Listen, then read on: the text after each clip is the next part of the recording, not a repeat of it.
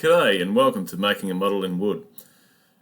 We developed the stool, is our main project that we do in Making a Model in Wood, and that's our centerpiece. So there could be a variety of different tasks that you do to develop the skills in order to make yourself a model in wood, but the stool is the main task.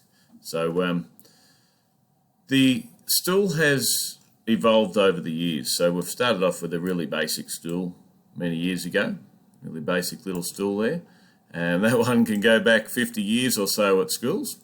And we've developed it a little bit to have one which contains a under-seat storage, and later on we developed it further to have under-seat storage and also a drawer underneath as well. So that maximizes the space, and that's the thing that we really want to investigate and look into, is that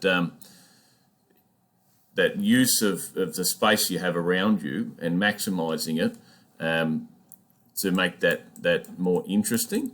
The final product would also have wood burning to make it even more, it makes it look more special, more unique for the client's purposes.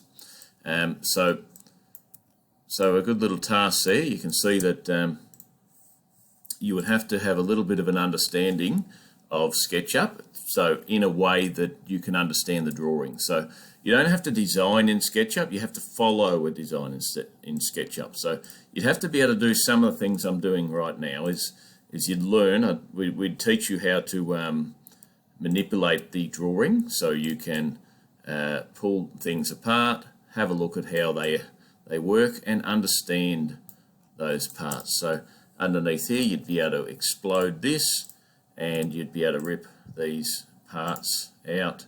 You'd be able to see how many nails are required to put the bottom on, and you'd be able to get measurements, add them on the drawings like that. So the skills you would need to learn is have a very basic understanding of SketchUp, and you'd be working towards this as your final project. So in the past we've done, if we have spare time, depending on how the class goes, how the year goes, we have spare time, we build a little timber jewellery box, a little thing called a trivet. It's a little puzzle that we work on, and some other things like that. So I can show you also some of the different layouts for our drawings, for our measurements and stuff. So if you can interpret a drawing like this, that'd be helpful. You can have a look at how it could be presented. Okay, they're important things as well. But the main focus is how we use the tools. So teaching you skills, how to use those tools, that's our focus. And we probably do, I don't know, in the semester, about 5 or 6 lessons where we might be studying things other than hands-on tools. It's a primary focus is hands-on tools and understanding techniques. Okay, so that's why I've designed most of the different variety of drawing, so you don't have to do the designing part. If you're interested in design would be more coming out in year 10. You'd be looking at that. But basically we want to take what we've learnt in year 8 and develop that and work on it and increase that. Hands-on tools and understanding how to use things like saws, chisels, how to set screws neatly, and how to do measurements correctly. Okay, so I hope that's helpful.